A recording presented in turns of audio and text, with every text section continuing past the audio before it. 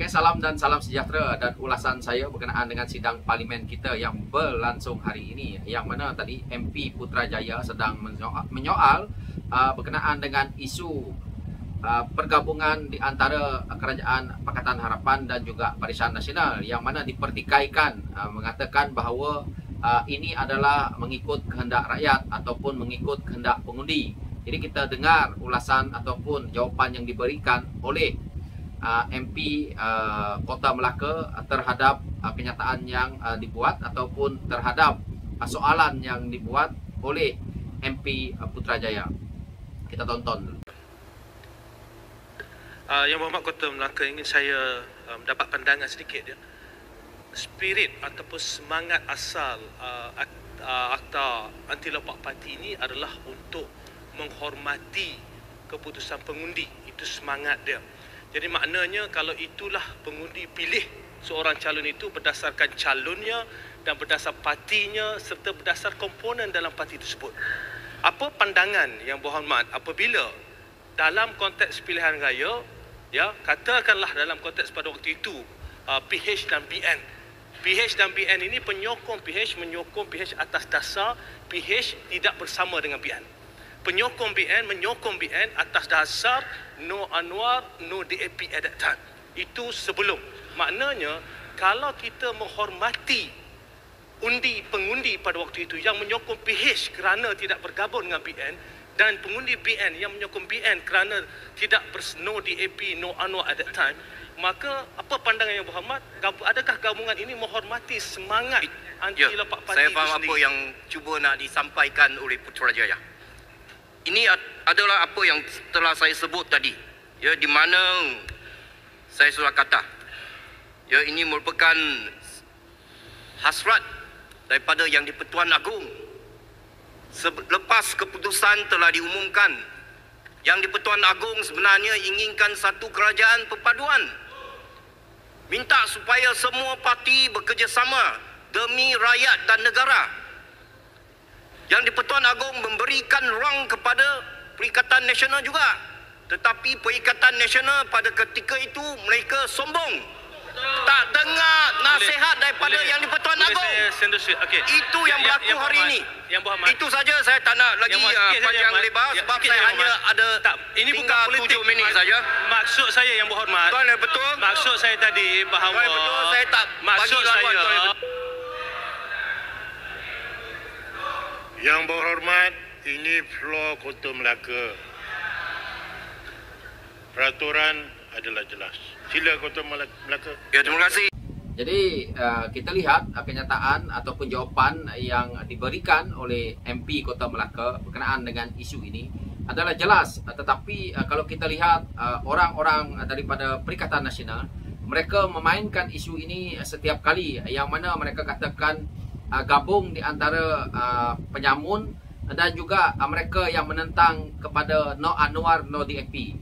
Tetapi kita kembali kepada apabila berlakunya PRU ke-15, rakyat di luar sebenarnya akur dengan apa yang telah berlaku, kerana semahunya rakyat nak satu daripada komponen parti-parti politik yang bergabung waktu PRU ke-15 itu, yang mana yang menang. Contohnya kalau majoriti itu ada kepada PH, memang PH pun tak nak bergabung dengan UMNO ataupun Barisan Nasional ataupun Perikatan Nasional. Begitu juga Perikatan Nasional ataupun Barisan Nasional sama-sama pun tidak nak bergabung. Jadi apabila berlakunya PRU ke-15, kita di luar ni sebagai rakyat tahu bahawa apabila keputusan itu setiap parti tidak mendapat majoriti, dan kita tahu bahawa Yang di-Pertuan Agong memanggil ketua-ketua parti untuk menghadap, dan kita tahu apabila pergi menghadap dan akhirnya kita lihat Tan Sri Muhyiddin Yassin tidak begitu lama dan akhirnya keluar daripada istana, dan kita tahu bahawa Yang di-Pertuan Agong hendak kita melakukan satu gabungan, iaitu mungkin PH dengan Perikatan Nasional untuk mereka yang mempunyai majoriti yang tertinggi agar memerintah negara ini. Tetapi kerana keangkuhan dan kesombongan yang dilakukan oleh Tan Sri Muhyiddin Yassin bersama dengan Presiden PAS, yang hanya sign kepada apa yang dititahkan oleh Yang di-Pertuan Agong, tetapi menolak di atasnya itu dengan tidak mau bekerja sama dengan parti PH ataupun komponen Barisan Nasional. Maka di sini kita lihat bahawa yang tak nak bergabung itu adalah Perikatan Nasional, tetapi hari ini mempertikaikan kerajaan gabungan yang ada dengan menjual istilah PH bergabung dengan BN, BN bergabung dengan PH, kerana mereka dah tak ada isu. Satu perkara yang mereka lupa waktu itu adalah mereka nak langgar perlembagaan, melanggar pelaturan, iaitu kita telah pun meluluskan RUU anti-lompat parti. Jadi mereka nak langgar itu konon-kononnya bersemangat demokrasi agar boleh mereka mengambil ahli-ahli parlimen dengan kutip satu-satu daripada semua parti dan akhirnya menyukupkan komponen mereka untuk menjadi kerajaan.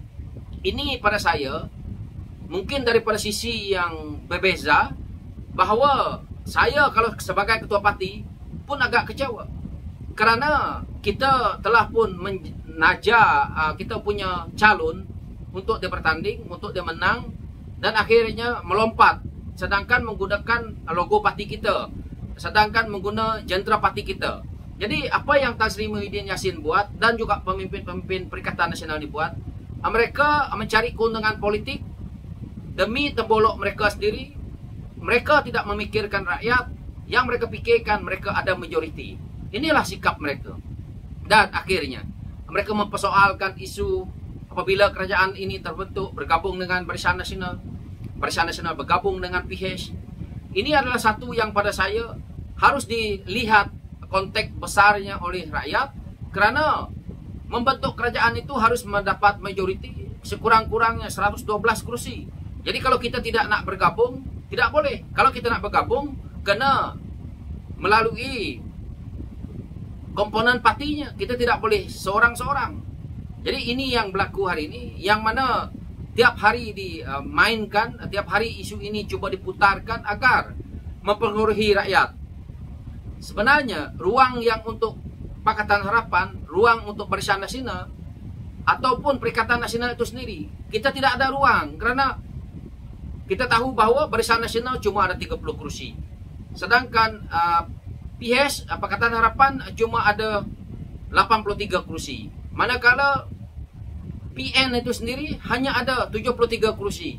Bagaimana nak membentuk kerajaan kita nak 112 itu? Inilah isunya. Jadi sepatutnya perkara ini tidak dimainkan oleh PN. Jadilah pembangkang yang berhemah. Jadilah pembangkang yang membangkang satu perkara ataupun membuat sesuatu idea yang bernas, bukan duduk dalam parlimen hanya isu-isu yang seperti ini. Contoh tadi, kita lihat video yang Tan Sri Muhyiddin Yassin, apa yang dia katakan. Pimpinannya ada pada hari ini bersikap niat jahat.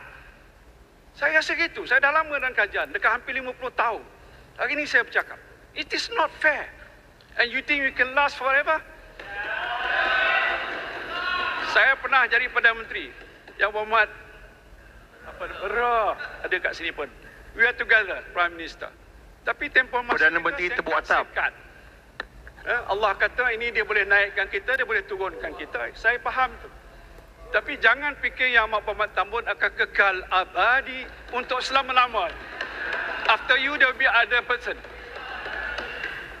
Jadi jangan anyaya. Buat kerja. Zaman susah. Rakyat tak ada duit. Kenapa Tan Sri Muhyiddin Yassin mengatakan kerajaan berniat jahat? Isunya adalah kerana beliau rasa akan didakwa selepas ini. Dan dia rasa bahawa setiap pemimpin itu datang dan pergi dan tidak akan selama-lamanya. Memanglah hidup kita ni juga tak akan selama-lamanya. Jadi bercakap pun seolah-olah pada saya kurang cerdik, tetapi konon-kononnya cerdik apabila dia cuba mempropagandakan sesuatu perkara. Jadi daripada isu beliau takut, kerana takut disiasat, pimpinan mereka takut disiasat, takut parti mereka dibatalkan oleh ROS, maka dia berbagai-bagai hujah yang ada di parlimen dikeluarkan. Ini bukan yang rakyat mau dengar. Kalau dia nak bercerita tentang isu kerosakan dalam politik ini, isu harga barang naik, ini pun disebabkan oleh Tan Sri Muhyiddin Yassin, bukan disebabkan oleh kerajaan yang ada hari ini. Ekonomi yang merundum teruk ini pun disebabkan oleh Tan Sri Muhyiddin Yassin. Kerana waktu beliau menjadi Perdana Menteri, isu COVID ini, yang mana kita lambat membeli vaksin. Siapa yang waktu itu yang menyebabkan perkara ini berlaku? Disebabkan Tan Sri Muhyiddin Yassin. Kenapa lockdown itu berlaku? Disebabkan oleh Tan Sri Muhyiddin Yassin. Kenapa vaksin yang kita lihat hari ini begitu banyak dan akhirnya berlakunya penyelewengan? Disebabkan oleh Tan Sri Muhyiddin Yassin. Banyak hal disebabkan oleh mereka, tetapi mereka tidak mengaku. Jadi rakyat di luar sana harus membuat penilaian bahawa propaganda-propaganda mereka seperti mana video yang saya paparkan ini tadi. Inilah sikap pimpinan mereka ini. So, itu pencerahan saya. Sekian, terima kasih.